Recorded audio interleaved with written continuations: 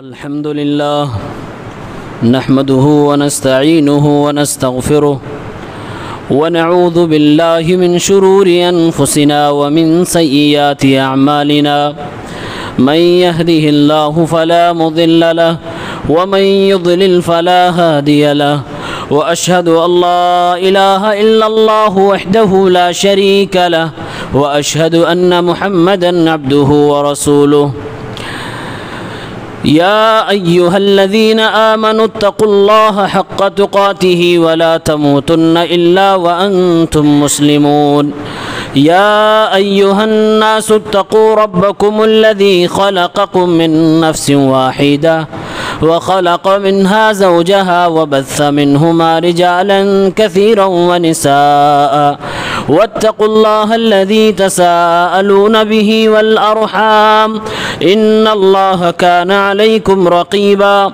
يا أيها الذين آمنوا اتقوا الله وقولوا قولا سديدا يصلح لكم أعمالكم ويغفر لكم ذنوبكم ومن يطع الله ورسوله فقد فاز فوزا عظيما أما بعد فإن خير الحديث كتاب الله وخير الهدي هدي محمد صلى الله عليه وسلم وشر الأمور محدثاتها وكل محدثة بدعة وكل بدعة ضلالة وكل ضلالة في النار أعوذ بالله من الشيطان الرجيم بسم الله الرحمن الرحيم إنما يريد الله ليذهب عنكم الرجس أهل البيت ويطهركم تطهيرا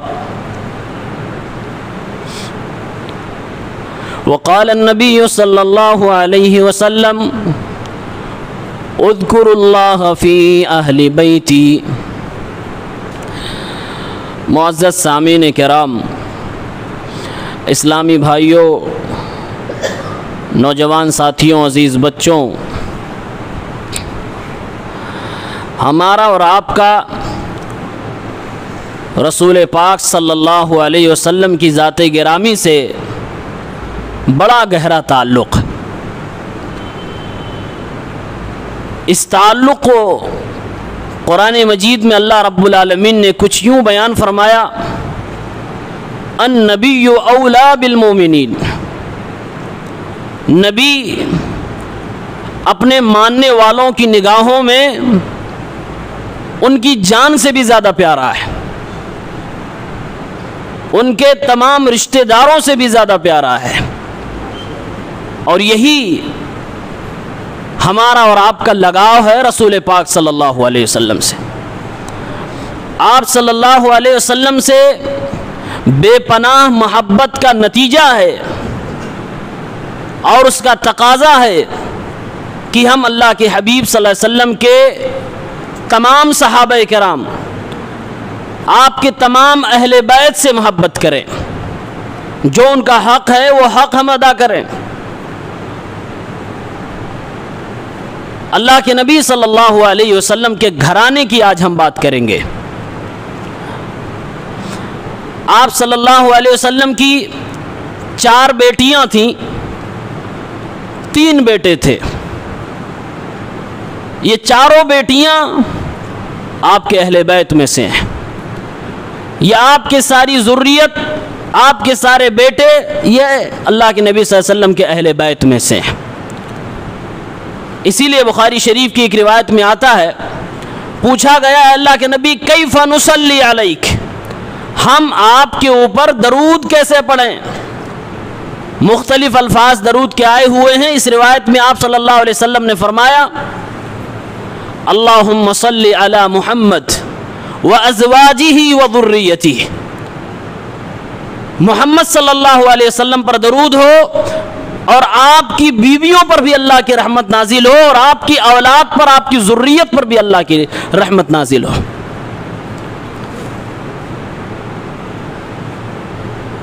لیکن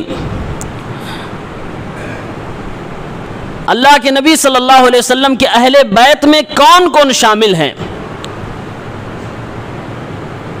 اس میں لوگوں نے بڑا اختلاف کر دیا ہے.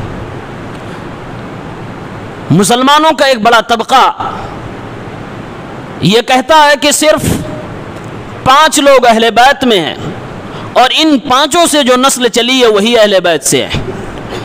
محمد صلی اللہ علیہ وسلم، حضرت علی، حضرت فاطمہ اور حسن حسین رضی اللہ عنہما، جسے 5 پنجتن کے نام سے بھی یاد کیا جاتا ہے. دراصل اس بات کی بنیاد کہیں نہ کہیں دیگر صحابہ کرام سے دشمنی ہے، یا اگر ان کے تعلق سے ہم اچھا گمان کریں تو یہ کہہ سکتے ہیں ان کو حدیث کا علم نہیں ہے.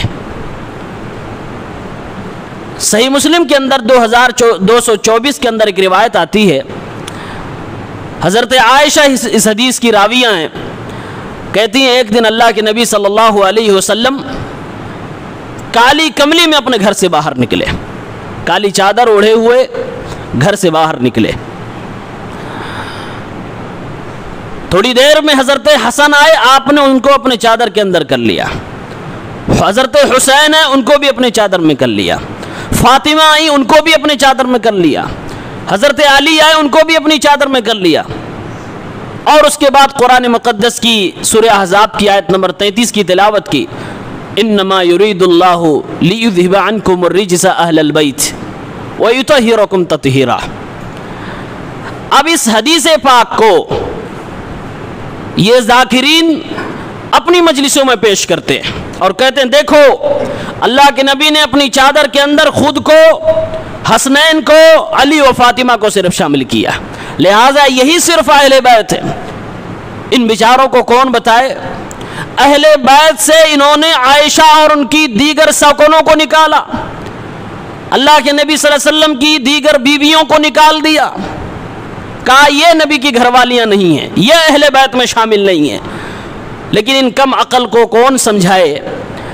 ان کو اس بات کا جس نے پتا دیا کہ کالی کملی میں ایک دن رسول پاک نکلے اور اس میں حسنین، علی و فاطمہ کو شامل کیا، وہ بتانے والی خود حضرت عائشہ رضی اللہ تعالیٰ عنہ ہے. عائشہ سے دشمنی ہے لیکن عائشہ کی حدیث کو اپنے مطلب کی ہے تو لے رہے. خود حضرت عائشہ کو اگر اہل بیت سے نفرت ہوتی تو یہ حدیث بیان کرتی؟ کبھی نہیں بیان کرتی. یہ اس بات کی دلیل ہے کہ صدیقہ عائشہ رضی اللہ تعالیٰ عنہا کے دل میں اہل بیت کے تعلق سے کچھ بھی کدورت نہیں تھی، کچھ بھی نفرت نہیں تھی. اس لیے ان کی فضیلت میں جو حدیث آئی وہ بیان کرنے والی صدیقہ عائشہ ہے. یہاں جو قرآن کی آیت سورہ احزاب کی ہے آیت نمبر 33، یہ قرآن کی آیت تو ہمیں یہ معنی دے رہی ہے، بیت کا مطلب گھر، اہل مانے والے، اہل بیت گھر والے، گھر والیاں.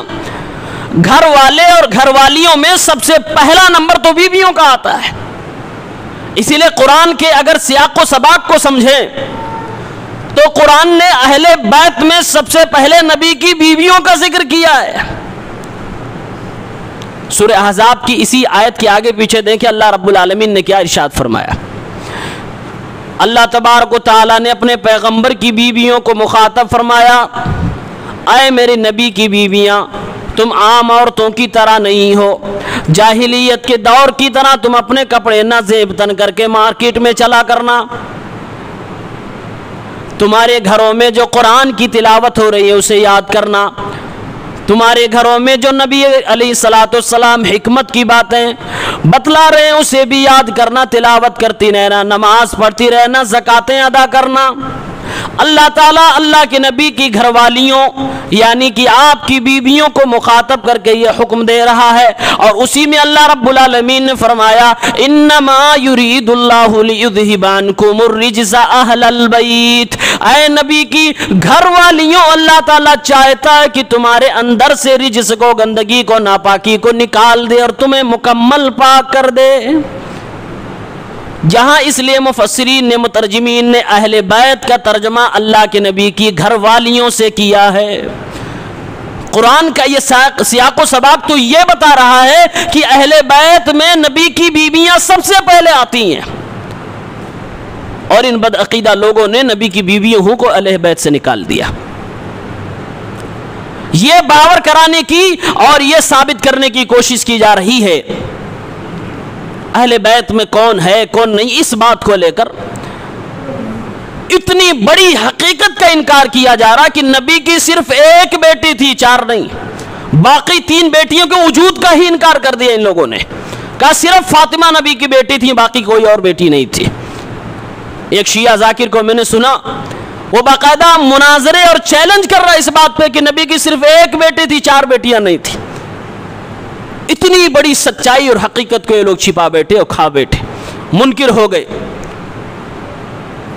زینب، رقیہ، ام کلثوم، فاطمہ، 4 بیٹیاں نبی کے اہل بیت میں ہیں۔ آپ کے 3 بیٹے نبی کے آپ کے اہل بیت میں ہیں، آپ کی بیویاں آپ کے اہل بیت میں ہیں، آپ کے رشتہ دار حضرت علی کی جو اولادیں ہیں وہ اہل بیت میں ہیں، آپ کے چچازاد بھائی حضرت جعفر کی جو اولاد ہے وہ بھی اہل بیت میں ہیں، آپ کے چچازاد بھائی حضرت عقیل کی جو اولاد ہے وہ بھی اہل بیت میں، آپ کے چچا عباس کی جو اولاد ہے وہ بھی اہل بیت میں، آپ کے دادا کی نسل سے حارث ابن عبد المطلب کی جو اولاد ہے وہ بھی اہل بیت میں ہیں، اور راجح قول کے مطابق ابو لہب کے 2 بیٹے جو اسلام قبول کر لیے تھے وہ بھی اہل بیت میں ہیں۔ صرف 5 کو اہل بیت بتانے کی کوشش کی جا رہی ہے، انہی کے نام پہ پورا دین ان کا قائم ہے۔ ان 5 کی، یہ 5 اہل بیت میں ہیں، اس کا کوئی انکار نہیں کرتا، لیکن بقیہ لوگوں کے ساتھ جو ظلم کیا جا رہا ہم اس کی مخالفت کر رہے ہیں۔ بقیہ رشتہ داروں کو کیوں نکالا جا رہا ہے نبی کے گھر والوں سے؟ آج ہمارے گھروں کی اینٹ کی شروعات ہوتی ہے، بنیاد کی شروعات ہوتی ہے، بیویوں سے ہوتی ہے، بیویوں سے گھر بنتا ہے۔ ہم اپنی عام بھاشا میں استعمال کرتے ہیں کہ شادی خانہ آبادی، شادیوں سے گھر بسا کرتے ہیں، اور اسی گھر میں بیوی رہے، اس کے بعد بولو یہ گھر والی اس کے گھر میں سے نہیں ہے۔ یہ بے دکی اور بے عقل کی بات ہے۔ یہ ہمیں سمجھایا جا رہا ہے، آج عوام کے دماغ میں بٹھایا جا رہا ہے کہ جو نبی کے سگے تھے، آپ کے جانے کے بعد آپ کے سگوں، آپ کے اہل بیت پر بڑا ظلم کیا تھا۔ بہت بڑا جھوٹ یہ گڑھا گیا ہے۔ آئیے آج میں آپ کو بتاؤں کہ صحابہ کرام اہل بیت کی کیسے عزت کیا کرتے تھے، ان کے دلوں میں کیا احترام تھا۔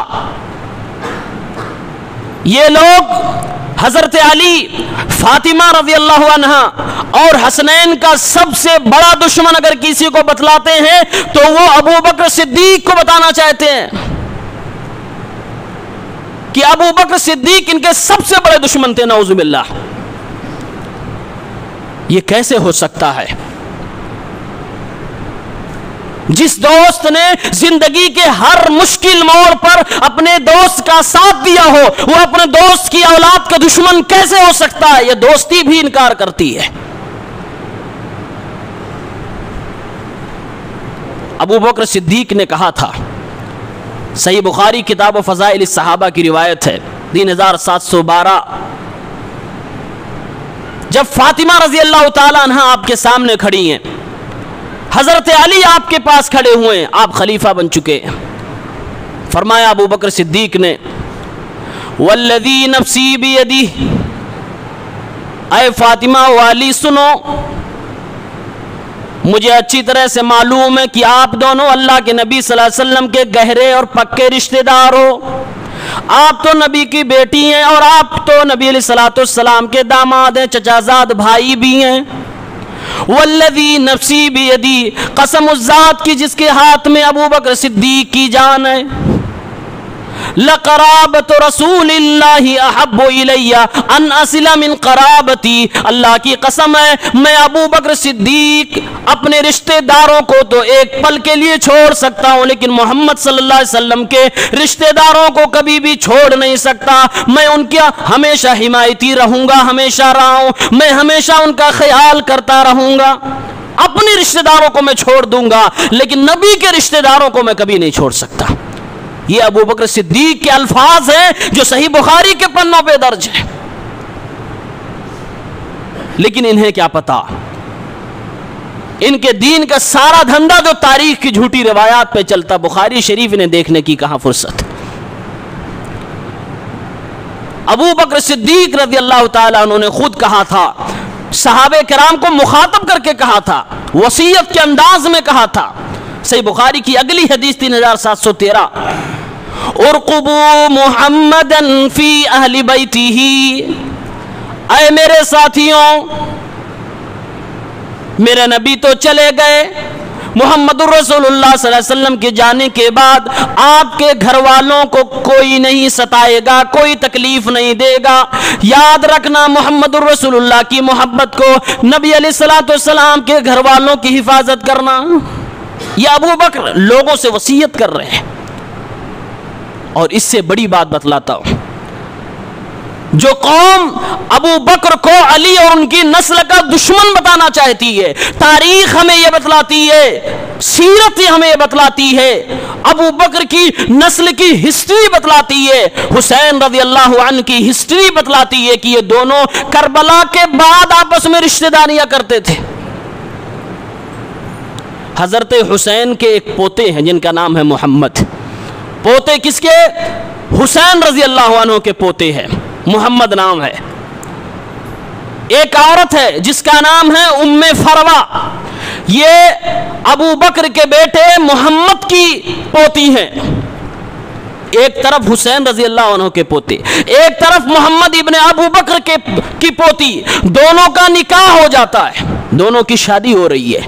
کس کے گھرانے میں؟ نبی علیہ السلام کے نواسے کا بیٹا، نبی علیہ السلام کے نواسے کا پوتا اور حضرت ابو بکر کے بیٹے کی پوتی کی شادی ہو جاتی ہے، اور پیدا ہوتے ہیں جعفر صادق۔ کون؟ ان لوگوں کے بہت بڑے امام ہیں، ہمارے اور آپ کی نگاہوں کے تارے ہیں، ہمارے احترام ان کے لیے، ہم ان کی بڑی عزت کرتے ہیں، اہل بیت میں سے ہیں۔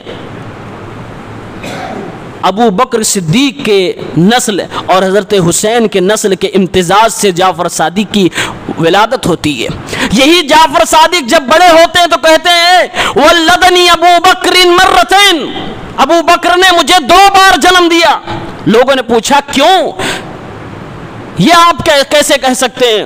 انہوں نے کہا مجھے جو بیوی ملی ہے ابو بکر کے نسل سے ام فروا، اس کے دادا کا نام محمد ابن ابو بکر ہے، اور ماں کی طرف سے اگر میں نسل جوڑوں تو اس کے ماں کے دادا کا نام عبد الرحمن ابن ابو بکر ہے، اور یہ محمد ابن ابو بکر اور عبد الرحمن ابن ابو بکر دونوں صدیقہ عائشہ کے سگے بھائی ہیں۔ اس گھرانے میں حسین رضی اللہ عنہ کی نسل رشتہ داریاں جوڑا رہی ہے، اور یہ کربلا کے بعد کا واقعہ ہے، اور ہمیں سمجھایا کیا جا رہا ہے اتنے پکے دشمن تھے کہ دشمنی کی مثال ہی نہیں مل سکتی، تاریخ کو الٹ کے رکھ دیا گیا۔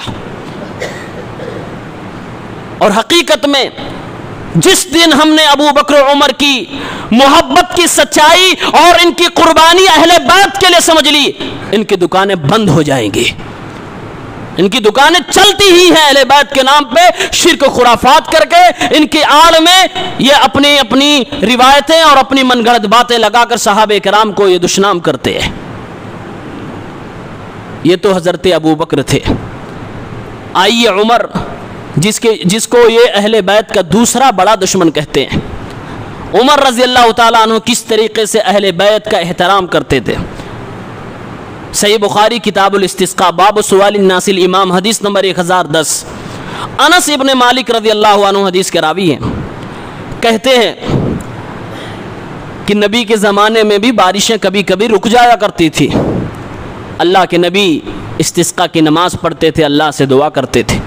جب رسول پاک صلی اللہ علیہ وسلم دنیا سے چلے گئے، اس حدیث کو غور سے سنیے، اس میں بڑے مطلب کی باتیں ہیں، عقیدے کی اصلاح ہے۔ کہا رسول اللہ صلی اللہ علیہ وسلم چلے گئے، ابو بکر صدیق کی خلافت آئی، ختم ہو گئی، پھر عمر خلیفہ بن گئے، قحط سالی آ گئی، بارش رک گئی۔ اب لوگوں نے عمر فاروق سے آ کر کہا آپ امیر المومنین ہیں، آپ مسلمانوں کے امام ہیں، چلیں میدان میں نکلے، اللہ رب العالمین سے دعائیں کی جائے تاکہ اللہ بارش کر دے۔ عمر فاروق رضی اللہ تعالیٰ عنہ نے کیا کیا؟ کہا جب نبی علیہ الصلوۃ والسلام تھے تو آپ دعا کرتے تھے ہم لوگ نبی علیہ الصلوۃ والسلام کا وسیلہ دے کر اللہ رب العالمین سے دعا مانگتے تھے. اب نہیں ہے وہ، اب وہ نہیں ہے تو ہم ان کا وسیلہ دے کر نہیں مانگ سکتے، یعنی ان سے ہم دعا نہیں کروا سکتے. یہاں بھی ایک غلط بلنڈر کیا جاتا ہے کہ دیکھو نبی علیہ السلام جب تھے تو آپ سے دعا لوگ کرواتے تھے، اس کا مطلب یہ ہے کسی کا وسیلہ پکڑا جا سکتا ہے. یہ بلنڈر کیا جاتا. بات یہاں باریکی سے سمجھیے. اللہ کے نبی تھے تو صحابہ کرام آپ سے دعا کرواتے تھے، جب آپ چلے گئے تو دعا کروانا بند کر دیا گیا، کیونکہ کسی نیک انسان سے دعا کروانے کے لیے ضروری ہے وہ سامنے موجود ہو، وہ قادر ہو، وہ حاضر ہو سامنے. اب نبی چلے گئے. اب عمر فاروق کا عقیدہ دیکھیے. حضرت عمر فاروق میدان میں آتے ہیں اور کہتے ہیں اللہ رب العالمین سے دعا کرتے ہوئے، اللہم انا کننا نتوسل الیک بنبینا. اے اللہ رب العالمین، جب ہمارے پیغمبر ہمارے درمیان رہا کرتے تھے تو ہم اپنے نبی کے وسیلے سے، اپنے نبی کی دعاؤں سے آپ سے بارش طلب کیا کرتے تھے اور بارش ہو بھی جایا کرتی تھی. اے اللہ رب العالمین، اب ہمارا پیغمبر ہمارے درمیان نہ رہا. اے اللہ رب العالمین، وَإِنَّا نَتَوَسَّلُ إِلَيْكَ بِعَمِّ نَبِيِّنَا. اب نبی کی غیر موجودگی میں میں اہل بیت میں سے عباس ابن مطلب کو تیرے سامنے پیش کرتا ہوں، ان کی دعاؤں کے وسیلے سے اے اللہ بارش طلب کرتا ہوں. انس ابن مالک فرماتے ہیں عمر فاروق نے یہ دعا کی اور بارش ہو گئی، یعنی اللہ نے دعا قبول فرما لی. اس حدیث میں دو مطلب کی بات ہے، دو عقیدے کی اصلاح کر لیجئے. نمبر ایک، جب نیک انسان زندہ ہو اس سے دعائیں کروائی جا سکتی ہیں. یہ کہا جا سکتا ہے کہ دعا کرو میری طبیعت ٹھیک ہو جائے، دعا کرو اللہ رب العالمین مجھے نیک عمل کی توفیق عنایت فرمائے. دعا کروا سکتے ہیں، لیکن شرط ہے وہ آدمی زندہ ہو، آپ کے سامنے ہو، حاضر ہو، آپ کی باتوں کو سن رہا ہو، اور جو چیز آپ دعا کروا رہے ہیں اس کی وہ طاقت رکھ رہا ہو، بولنے کی طاقت رکھ رہا ہو، سننے کی وہ طاقت رکھ رہا ہو. لیکن جب وہ شخص دنیا سے چلا جائے، حضرت عمر کا عقیدہ، حضرت انس کا عقیدہ، تمام صحابہ کرام کا عقیدہ یہ کہ اب اس سے دعا نہیں کروائی جا سکتی. ورنہ صحابہ کرام اللہ کے نبی کو چھوڑ کر، بغل میں آپ کی قبر کو چھوڑ کر، آپ کے روضے مبارک کو چھوڑ کر عباس ابن عبد المطلب کے پاس نہ آتے. پہلا عقیدہ تو یہ اصلاح کیجئے وسیلے والی بات کی. اور دوسرا عقیدہ جو یہاں پر وجہ استشہاد ہے، حضرت عمر نے دعا کروانے کے لیے چنا بھی تو کسے چنا؟ اہل بیت کے ایک فرد کو سنا. اور کہا کرتے تھے عمر رضی اللہ تعالیٰ عنہ، اے عباس ابن عبد المطلب، میرے پیغمبر، میرے نبی کے چچا، آپ سے مجھے اتنی محبت ہے، اللہ کی قسم میرا باپ اسلام نہیں لاتا مجھے کوئی پرواہ نہیں، لیکن آپ نہ لاتے تو مجھے ٹینشن ہوتا، کیونکہ آپ کا اسلام میرے پیغمبر کو پسند تھا. اپنے چچا پہ نبی کے چچا کو ترجیح دیا عمر فاروق نے، اہل بیت کو سامنے کھڑا کیا، عزت دی، احترام کیا، نیک سمجھا، تبھی تو دعا کروائی. اور آج کہا جاتا ہے اہل بیت کا دشمن دوسرا اگر کوئی ہو سکتا ہے تو عمر ہو سکتے ہیں. دوسری بات سنیں، اہل بیت کے ایک معزز ہستی حضرت حسین رضی اللہ عنہ، جنت کے سردار، نوجوانوں کے سرداروں میں سے سردار. ابن حجر رحمہ اللہ المطالب المفیدہ کے المطالب العالیہ کے اندر لکھتے ہیں، ایک بار حضرت حسین رضی اللہ عنہ حضرت عمر رضی اللہ عنہ کے پاس آئے، اجازت لے کے اندر آئے. عمر فاروق کہنے لگے، او حسین، میرے پیغمبر کے نواسے، علی کے بیٹے، فاطمہ کے کلیجے، انت احق بالاذن من عبد اللہ ابن عمر وانت علی رؤوسنا. اے حسین، آپ کو میرے پاس آنے کے لیے اجازت لینے کی ضرورت نہیں،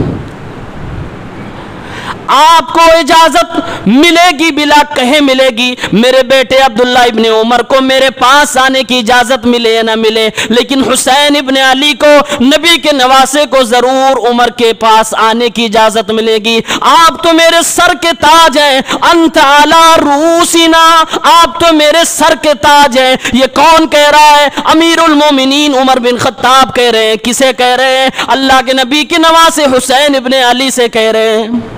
آج لوگوں کو سمجھایا جا رہا ہے کہ یہ عمر بن خطاب یہ اہل بیت کے دشمن تھے۔ اور لوگوں، کیا کبھی دشمن اپنے دشمن کی نسل کو یہ کہتا تم میرے سر کے تاج ہو، تم میرے پاس آیا کرو، بیٹے کو اجازت ملے نہ ملے آپ کو ضرور اجازت ملے گی؟ کوئی دشمن ایسا کبھی نہیں کہتا۔ یہ دوستی کی علامت ہے، اور دوستی نہیں، محبت کی ایک اعلیٰ نمونہ دیا جا رہا جو عمر فاروق دے رہے ہیں۔ اور اسی پر بس نہیں، امام احمد کی فضائل الصحابہ،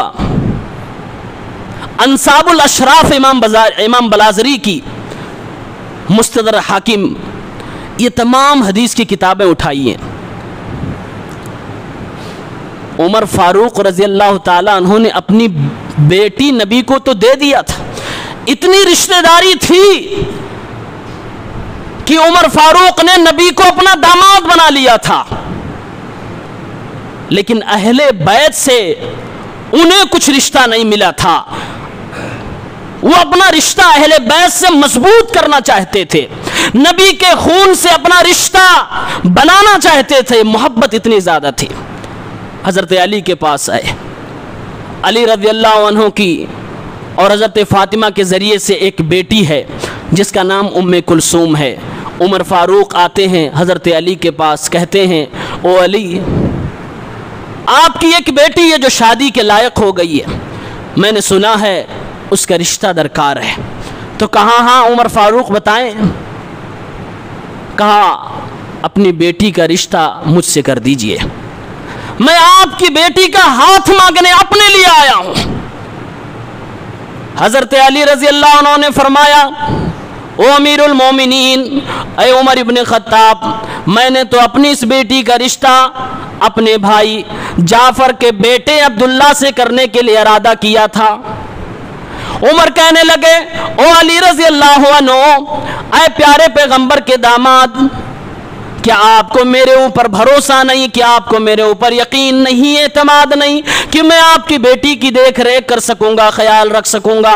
حضرت علی نے فرمایا عمر بات ایسی نہیں ہے، لیکن آپ اگر کہہ رہے ہو تو میں راضی ہوں آپ سے اپنی بیٹی کا رشتہ کرنے کے لیے۔ حضرت علی رضی اللہ تعالیٰ عنہ نے اپنی بیٹی کو عمر فاروق کے گھر میں دلہن بنا کر بھیج دیا، شادی ہو گئی۔ عمر رضی اللہ تعالیٰ عنہ کی کس سے؟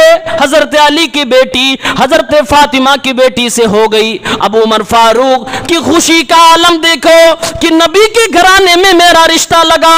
دوڑے دوڑے لوگوں کے پاس آئے، اپنے ساتھیوں کے پاس آئے اور کہنے لگے الا تہنئونی، کیا تم مجھے مبارکبادی نہیں دو گے؟ لوگ کہنے لگے اے امیر المومنین کس بات کی مبارکبادی دیں، بات کیا ہے، خوشی تو بتاؤ۔ حضرت عمر فاروق نے فرمایا بی ام کلثوم بنت علی، حضرت علی کی بیٹی ام کلثوم سے میں نے شادی کر لی ہے، فاطمہ کی بیٹی ام کلثوم سے میں نے شادی کر لی ہے۔ ارے اس فاطمہ کی بیٹی سے شادی کی ہے جس کا باپ محمد الرسول اللہ صلی اللہ علیہ وسلم ہے، کیا میری اس مبارک شادی پہ تم مجھے مبارکبادی نہیں دو گے؟ خوشی کا اندازہ دیکھ رہے عمر کے، اہل بیت سے رشتہ جڑا ہے۔ عمر فاروق خلیفہ ہیں۔ سیر اعلام النبلاء امام ذہبی کی لکھتے ہیں عمر فاروق خلیفہ بن گئے۔ اللہ تبارک و تعالیٰ نے بہت مال غنیمت سے، مال فیض سے مسلمانوں کو نوازا۔ اب لوگوں کی تنخواہیں، وظیفے مقرر کیا جانے لگے۔ حضرت عمر کے سامنے تجویز رکھی گئی کہ کس حساب سے اب لوگوں کے وظیفے مقرر کرو گے؟ تو انہوں نے کہا جو نبی علیہ السلام کا سب سے قریبی ہے پہلا نام اس کا ہوگا۔ یہ کون سی محبت ہے؟ جو نبی کا قریبی پہلا نام اس کا ہوگا، میرے رجسٹر میں پہلی تنخواہ اس کی ہوگی۔ حضرت حسین کے لیے جو تنخواہ جو وظیفہ مقرر کیا 5000 درہم سالانہ حضرت عمر نے کہا حضرت حسین کو دیا جائے گا، اہل بیت کو دیا جائے گا۔ یہ کون سی محبت ہے، کتنی پیاری محبت ہے۔ اس کا بالکل الٹی تصویر آپ کو دکھائی جا رہی ہے۔ اور حضرت عمر کے بیٹے عبداللہ ابن عمر کو سنو، حضرت حسین رضی اللہ تعالی عنہ کے زمانے کے ہیں، نبی کے نواسے سے محبت کا اندازہ دیکھو۔ اللہ کے نبی صلی اللہ علیہ وسلم دنیا سے جا چکے ہیں، حضرت حسین کو شہید بھی کر دیا جا چکا ہے، حج کا موسم چل رہا ہے، عبداللہ ابن عمر مکے میں تشریف فرما ہے، لوگوں کو فتوے دے رہے ہیں۔ کوفے کا عراق کا ایک شخص آتا ہے اور کہتا ہے اے عبداللہ ابن عمر، ایک مکھی یا ایک مچھر میں نے مار دیا احرام پہننے کے بعد، اب مجھے کیا دم دینا ہوگا؟ عبداللہ ابن عمر نے کہا اہل العراق، یہ کوفہ والے، یہ عراق والے، یسألون عن الذباب، یہ ایک مکھی کے قتل کے بارے میں فتویٰ پوچھ رہے ہیں، جبکہ یہ تو وہ قوم ہے جس نے نبی کے نواسے کی گردن اڑا دی ہے۔ اے لوگوں، میں نے اپنے انہی کانوں سے نبی کی زبان سے سنا ہے، ہما ریحانتایا فی الدنیا، یہ حسن اور حسین دنیا میں میرے دو پھول تھے جو اللہ نے مجھے عطا کیا تھا۔ یہ بیان کس نے دیا؟ ابن عمر نے، عبداللہ ابن عمر، عمر کے بیٹے نے بیان دیا۔ محبت ہے دل میں، اگر دشمنی ہوتی جیسا آپ سوچتے ہو تو یہ حدیث چھپا لی جاتی ہے، لیکن نہیں، بیان کیا دنیا کے سامنے، رکھ دیا کھول کے، تاکہ جھوٹی روایتوں کے ذریعے سے آپ کا دماغ نہ خراب کیا جا سکے۔ آپس میں صحابہ محبت کرتے تھے، اور ایک فارمولہ تو یاد رکھ لیجئے، اللہ رب العالمین نے قرآن میں صحابہ کے بارے میں فرمایا رحماء بینہم، یہ آپس میں ایک دوسرے کے لیے رحم دل ہیں، تھے، اور یہ تھیوری ہے، اگر اس تھیوری کے خلاف کوئی بھی کچھ بھی کہے، فلاں صحابی کی فلاں سے دشمنی تھی، فلاں صحابی فلاں سے بغض رکھ رہا تھا، اللہ کی قسم ہے وہ ساری روایتیں جھوٹی ہو سکتی ہیں، قرآن کی آیت نہیں جھوٹی ہو سکتی ہے۔ رحماء بینہم، یہ فارمولہ اپنے دماغ میں بٹا کے رکھیں۔ کبھی بھی کسی صحابی کی کسی صحابی سے دشمنی کوئی بیان کرے، آپ اس سے بتاؤ یہ آپ کا بیان ہے، یہ آپ جس کتاب سے بول رہے ہیں اس کا بیان ہے، لیکن رحماء بینہم کا کیا انداز ہے؟ یہ رحماء بینہم تو اللہ کا بیان ہے کہ صحابہ آپس میں ایک دوسرے کے لیے رحم دل تھے، آپ کہہ رہے ہو دشمن تھے۔ اللہ کی بات صحیح ہے یا آپ کی بات صحیح ہے؟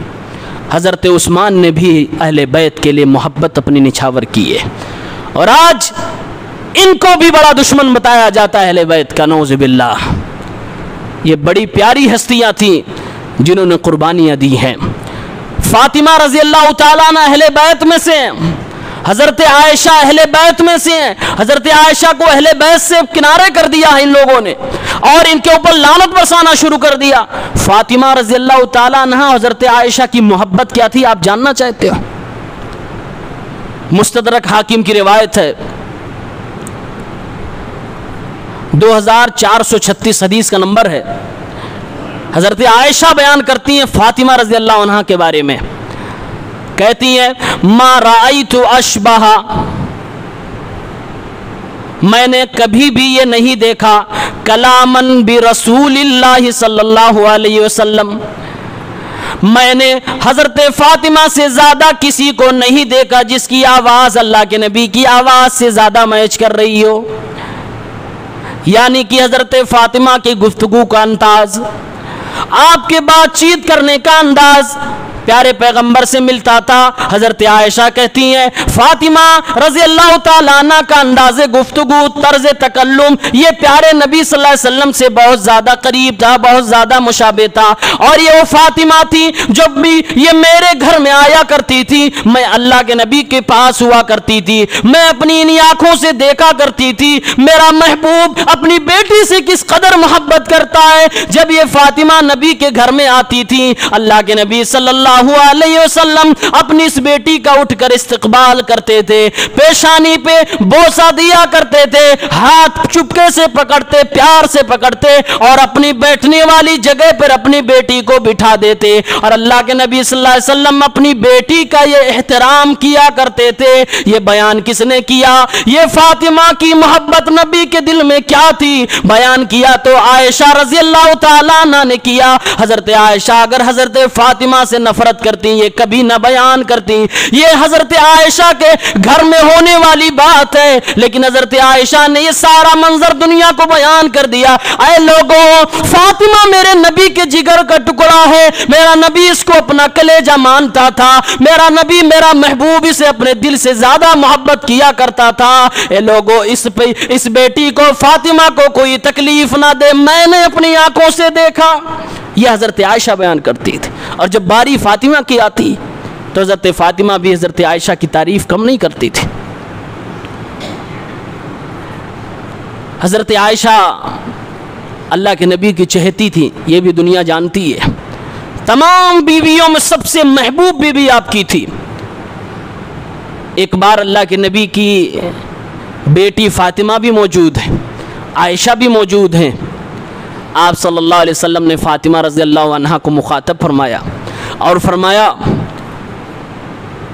ऐ बुनय्यतो, ऐ मेरी प्यारी बेटी, अलस्ति तुहिब्बीना मा युहिब्ब, एक बात बता मेरी बेटी, मैं जिस चीज़ से मोहब्बत करूं, जिस शख्स से मोहब्बत करूं, क्या तू उसे भी मोहब्बत करना पसंद करेगी? प्यारे नबी फरमा रहे अपनी बेटी फातिमा से, ऐ मेरी बेटी, मैं जिसे चाहूं क्या तू भी उसे चाहेगी, क्या तू भी उसे मोहब्बत करेगी? फातिमा का जवाब था, भला या रसूल अल्लाह, ऐ अल्लाह के नबी, ऐ अब्बू जान, क्यों नहीं, आप जिसे चाहेंगे मैं भी उसे चाहूंगी, मैं भी उसे मोहब्बत करूंगी। अल्लाह के नबी सल्लल्लाहु अलैहि वसल्लम ने फरमाया, ओ मेरी बेटी, फाहिब्बी हादिही, तो सुन ले मेरे दिल का टुकड़ा, मेरी तमाम बीवियों में सबसे ज्यादा मेरी करीब ये आयशा है, मैं इसे मोहब्बत करता हूं, तू भी इससे मोहब्बत कर। ये सबक दिया अपनी बेटी को, अहले बैत को। अफसोस तो ये है, अहले बैत के नाम पे दुकानें चलाने वाले नबी करीम फातिमा को वसीयत कर रहे हैं कि इनसे मोहब्बत करना।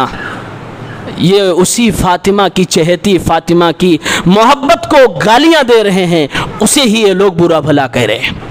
हकीकत से बहुत दूर है दुनिया, हकीकत को पहचानना होगा। हजरत अली ने प्यार में, मोहब्बत में अपनी औलाद में अबू बकर भी नाम रखा, उमर भी रखा, उस्मान रखा, हुसैन की औलाद में भी ये नाम पलट पलट कर बार बार आते रहे। ये सहाबा और अहले बैत का बड़ा प्यारा रिश्ता था, बड़ा गहरा रिश्ता था। हमें दुश्मन बताने की कोशिश की गई है। बस आखिर में एक जुमला बस वही दोहराता हूं, रुहमाउ बैनहुम, ये आपस में तो एक दूसरे के दोस्त थे, ये आपस में तो एक दूसरे के रहम दिल थे। आप झूठ कह रहे होगे, आपकी बातें बनाई होंगी, या आपकी लफाजी होगी, ये फार्मूला हमें याद रखना होगा। अल्लाह तबारक व तआला अहले बैत के हवाले से हमारे और आपके अक़ीदों को दुरुस्त फरमाए, हमें वसतियत का अक़ीदा रखने की तौफ़ीक़ दे, एतदाल की राह पे रख। एलाल आलमीन, हम रवाफ़िज़ से भी बरात का ऐलान करते हैं, जिन्होंने सहाबा को गालियां दी उनसे बरात का ऐलान किया, और हम नवासिब से भी, नासबियों से भी बरात का ऐलान करते हैं। हमारा अक़ीदा उनसे, उनकी तरह नहीं है जिन्होंने अहले बैत की शान में गुस्ताखियाँ की, अहले बैत को अपने कौल व फ़ेल से तकलीफ़ देने की कोशिश की। परवरदिगार, हम अहले बैत से बेपनाह मोहब्बत करते हैं और नबी के जानिसारों सहाबा किराम से भी बेपनाह मोहब्बत करते हैं। दुआ है कि क़यामत के दिन इनके साथ हमारा हश्र फरमा। आमीन या रब्बल आलमीन।